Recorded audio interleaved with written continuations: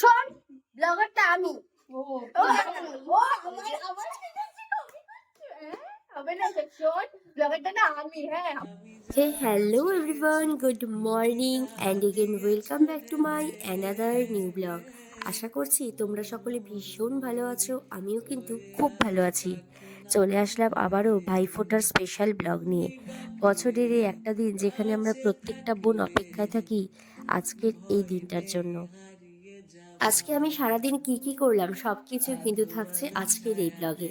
সকাল সকাল ঘুম থেকে উঠে চটপট স্নান সেরে রেডি হয়ে বসে পড়লাম ফোঁটা দেওয়ার উদ্দেশ্যে।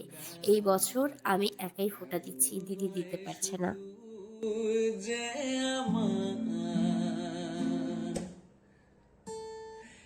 আমারই আকাশে তুমি যে ধ্রুব তারা, তুমি ছাড়া আমি হই। আমার তো ফোঁটা দেওয়া কমপ্লিট, এবার আম্মা দিচ্ছে তার ভাইকে মানে দাদুকে ফোঁটা, যার জন্য এই জায়গাটা আবারও একটু সুন্দর করে গুছিয়ে দিলাম।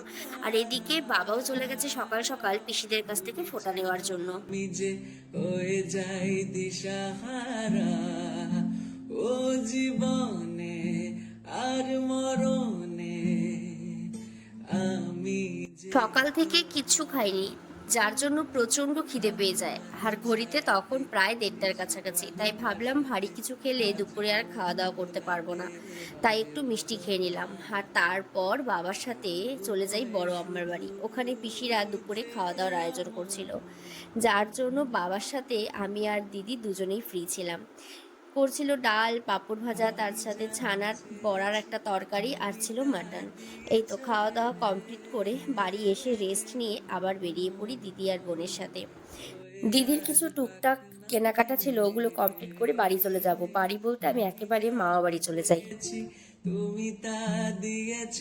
আর আমাকে যেখানে বাজেটার মতন লাগছে, মানে যাকে বলে চালাল, চালালটার মতন লাগছে। চালালটা আমিও না, না, আমি হচ্ছে আমাকে হচ্ছে ওর সামনে আমরা কাজের আমাদের হচ্ছে কালকের থেকে বিয়ে বাড়ি শুরু হচ্ছে, মানে আগামীকাল থেকে। যার জন্য হচ্ছে এখানে হচ্ছে রান্নার মাসি আর কাজের মাসি নিয়ে হচ্ছে কথা উঠছিল, ঠিক আছে। অভদ্র। সেখানে হচ্ছে এখানে হচ্ছে রান্নার মাসি কাজের মাসি ঠিক করা হয়েছে, ঠিক আছে। কি বাসন মাজার মাসি? ঠিক আছে, ওই তো কাজের মাসি ও তো কালকে সব নাইটি পরে করবে আসবে। না। না, ও কালকে এই নাইটি হচ্ছে পরে এখন আসবে। ঘোরতর মাসি হচ্ছে ফ্যাশন করে এসেছে, কালকে নাইটি পরে আজকে ডিল সেট করতে এসেছে, তো তাই জন্য প্রিপেয়ার্ড হয়েছে। আর আমরা অ্যাডভান্স কাজের মাসি। আচ্ছা, কাজের কথা বলছি তো ভাই, মুগুন দাদা সাহেব নন্দীর বিয়ে। তো ব্যাপারটা আপনারা অনেকে বলতে পারেন বাঙালি হিসেবে কার্তিক মাসে বিয়েটা হচ্ছে, এটা একটা ফ্যামিলি হিস্ট্রি আছে, এগুলো বাদ দিন, আমরা জাস্ট মজা করতে এসেছি, ব্লগটাও মজা করতে এসেছি। হ্যাঁ, তো বিয়েটা হচ্ছে আমাদের কাল পরশুদিন, কালকের থেকে সব mehndi and all everything will start.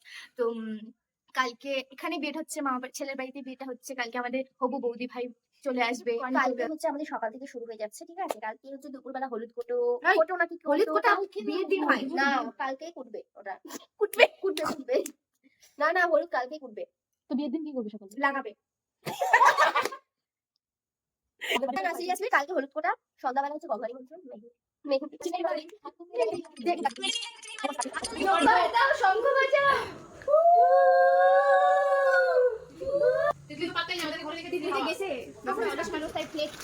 নেই মানে আনিনি, ওই যে ওই কাগজের পাতা আনছি, এটার মধ্যে দিয়ে পারলে এখান থেকে খাওয়া শুরু করে দিয়েছিলাম। এখানে ভালো খাবো।